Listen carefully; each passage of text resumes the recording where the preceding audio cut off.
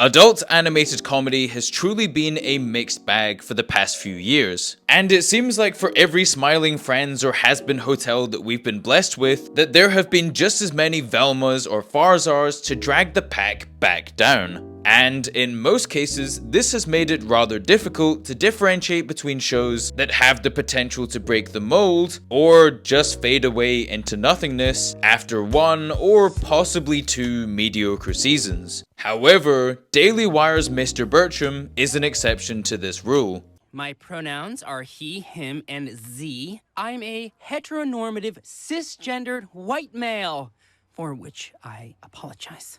Oh, brother, this guy stinks! You see, Mr. Birchum is a creation of comedian and radio host Adam Carolla. In fact, it was this character that shot him to celebrity status back in the 1990s, after Jimmy Kimmel pushed Adam to pursue a career in radio, and bluntly stated that he simply needed a character in order to succeed. In fact, Adam Carolla is so fond of the Mr. Birchum character that he's been trying to get the Mr. Birchum show made for 13 years, originally having a pilot made for Fox in 2011, before Fox somewhat sensibly decided to throw it in the bin. However, as Lady Luck would have it, right-wing and anti-woke grifting has become a massive money spinner. And so, Daily Wire Plus, a company who hosts such lovable mascots as Ben Shapiro and Jordan Peterson, lit up at the chance to greenlight a comedy that would once and for all trigger the snowflakes. Does that scooter come in men's? I've got my eye on you, Mr. Birchum. Unfortunately, I'm taken. And that's not just me saying that, as these are the exact words from the marketing campaign that Daily Wire Plus have been spewing across Reddit and Instagram. And if you thought that was grifty, Daily Wire Plus also gives members a free leftist tiers mug simply for signing up to the most expensive tier of their subscription platform. Although, as you may expect, audiences weren't too pleased with the trailers and the marketing for Mr. Birchum, with many people saying that the show just looks lazy and cheap and is simply just playing into the anti-woke narrative in order to drum up sales for Daily Wire Plus. However, perhaps the people were wrong. Maybe all of this is deceptive and Mr. Birchum is actually a fantastic watch. And so, with my pride firmly swallowed, I subscribe to the Daily Wire Plus. Yeah, oh boy, this is terrible. I mean, for a show that was promoted by Ben Shapiro himself and promised to trigger all of the leftist snowflakes, it's just so tame, with all of the humor boiling down to left-wing bad. I wear the robe of the order who fought for social justice in a galaxy far, far away. Oh boy, a woke nerd. With this being personified by the show's main character, Mr. Birchum, a right-wing conservative man who's having to adapt to the world around him becoming more and more liberal. And boy, where have we heard that one before? However, unlike Stan Smith or Hank Hill from King of the Hill, Mr. Birchum is just completely unlikable. I'm feeling very triggered by this whole donkey deal. You can't use the word triggered if you've never actually fired a weapon, donkey. And has absolutely no nuance whatsoever, never once even considering anyone else's point of view or attempting to grow as a person. Instead, only doubling down on his lazy, outdated views in a way that very much feels like old man yells at cloud. How can anyone not like real sports, besides soccer, and tennis, and women's everything? And the show has absolutely no interest in changing this. In fact, they've set up the entire show to make Mr. Birchum look like a right-wing hero. I'm teaching kids how to build things while I'm building their character. That's what America is all about, building things. With his token black friend Gage, who simply stands there and agrees with everything he says. Do I have consent to shake your hand? No. Oh, hell no. And of course, there's Carponzi, Mr. Birchum's evil, scheming, man-bun-wearing woke counterpart. Don't worry, kids. I'm going to find Mr. Birchum and bring him back. Get him out of here!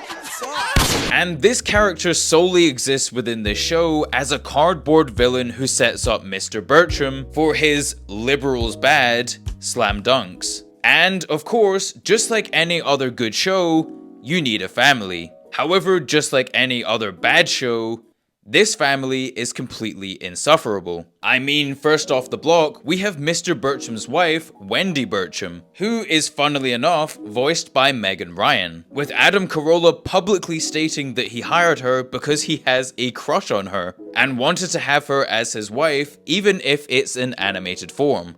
And yeah, creepy remark aside, it's a good job that Adam likes her, because her voice acting is truly atrocious. Be nice. He's in a marathon gaming sesh. I'm getting into being an esports mom. It's like being a soccer mom who can stay in her pajamas. I'm just gonna run him down a plate real quick. Alongside this, we have Mr. Birchum's needlessly annoying daughter, Jeannie Birchum, who admires her father's woodwork so much to the point that she straight up refuses to let her mother paint over any kind of wood to sell a house. And, well, you know, feed her family. But it's a sin. It's a crime against wood. You're a wood killer. A wood killer. You are a wood killer. Can you shut up? And to round off the family, we have perhaps the laziest character of all, Mr. Birchum's son, Eddie Birchum, who, get this, is not only a gamer, but a gaming slob. I'm crushing this camper during a little PvP. Boss style.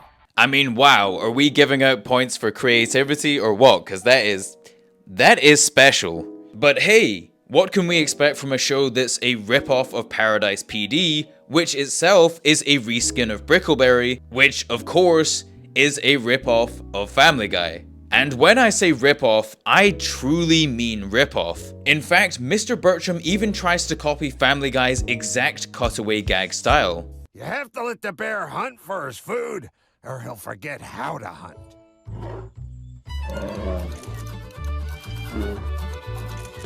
Oh, half cup. However, these cutaway gags fall embarrassingly flat, and this all ties back to one thing. The writing is bad. And I believe that this can best be seen in the plethora of outdated references that plague this show, which honestly just make it so obvious that parts of the script haven't even been touched since the pilot episode back in 2011. I mean, get this, at one point they even make an Angry Birds reference. 16 and a half. What's that, Larry Bird divided by 2? Dad, none of the Angry Birds are named Larry. You know, the game that was popular in 2011 at the exact same time as the original Mr. Birchum pilot. Wow, what a coincidence.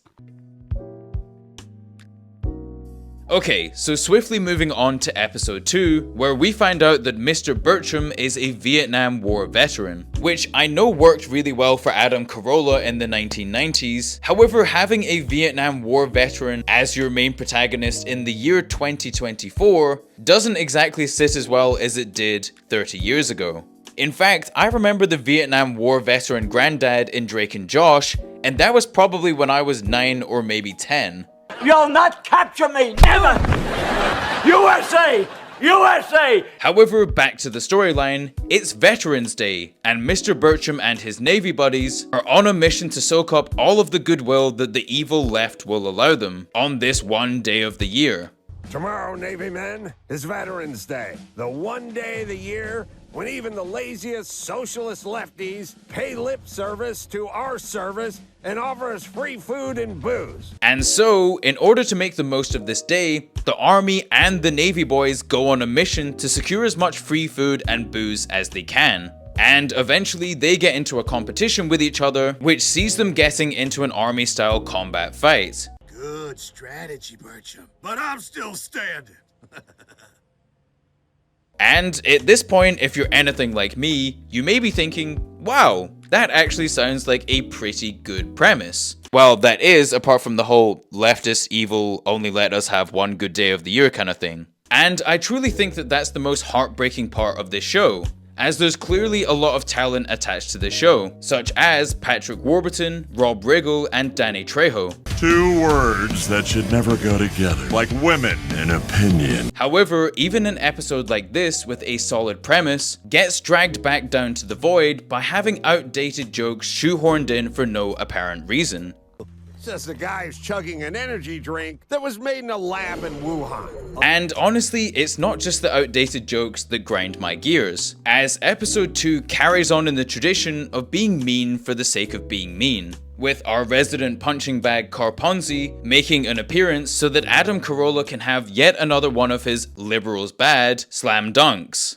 Well, in that case, I guess I could sit for a quick glass of non-alcoholic rosé. Sorry, this table's reserved for real warriors, not social justice warriors. And it's so painfully obvious that Adam Carolla is just using this show as a vehicle to air out his own personal grievances with the world, which in turn completely alienates all of the audience members. And this is to the point where even the members of Adam Carolla's subreddit, you know, the people that admire and care for his work enough to join a subreddit dedicated to him, yeah, even they don't like the show, with many of the subreddit's members pointing to the horrible voice acting and the clear pushing of his own personal agenda as a reason to not watch the show. And I truly think that even the people that bought into the marketing for Mr. Birchum, and those who wanted to see all of the snowflakes get destroyed, will honestly just be sorely disappointed, as just about every other show on the planet is more offensive than Mr. Birchum. I mean, hey, I'd go as far as to say that SpongeBob is more offensive than this show,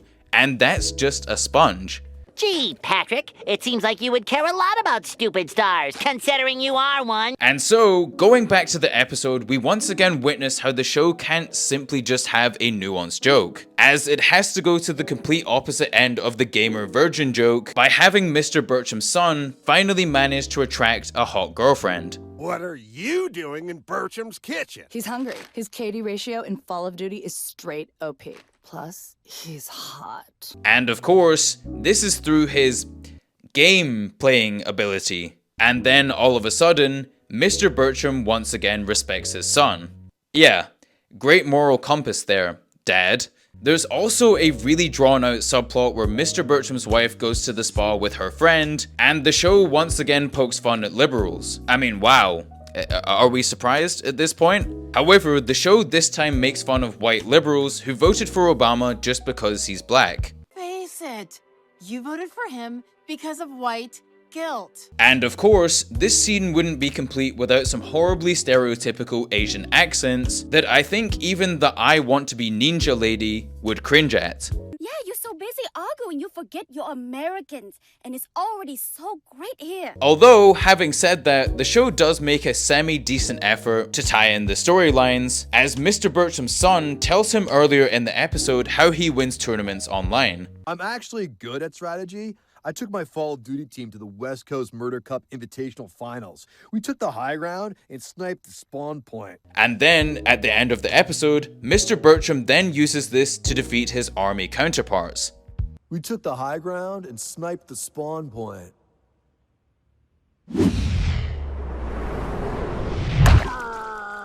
Which, honestly, is kind of wholesome for this very non-wholesome show. However, overall, this episode is only very slightly better than the first, with both episodes painting a clear tale of how the rest of the series will most likely play out. And these two episodes are already enough to see the cheap and lazy way that they're approaching animation, in a way that I think even the Brickleberry creators would look at and kind of cringe. Okay, so what is the point of this video? After all, my channel is usually reserved for shows that I think are truly exceptional, and serve as positive examples of what works well in animation. However, I do also think that from time to time, it's important to call out shows that are exploiting the medium of animation, whether that be for personal gain or for political exploitation. And Mr. Birchum is a prime example of exploitation in the animation space, with all of the people at Daily Wire Plus that made this show clearly just trying to capitalize on the anti-woke movement, with the cheapest and tackiest animation possible.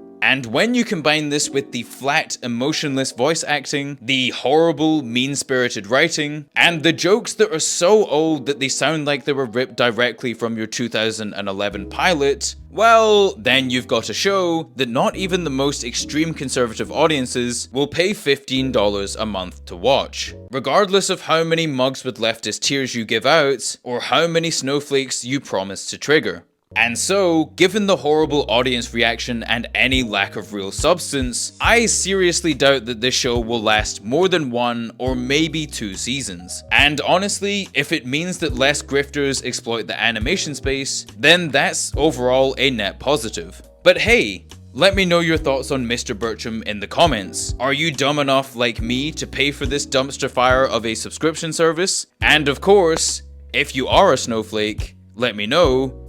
Did you get triggered? And if you enjoyed this video, please do me a solid and like the video as well as smashing the subscribe button, as it not only gives me a little dopamine boost, but it also lets YouTube know just how much you're enjoying the videos. And until next time, stay safe, stay funny, stay triggered.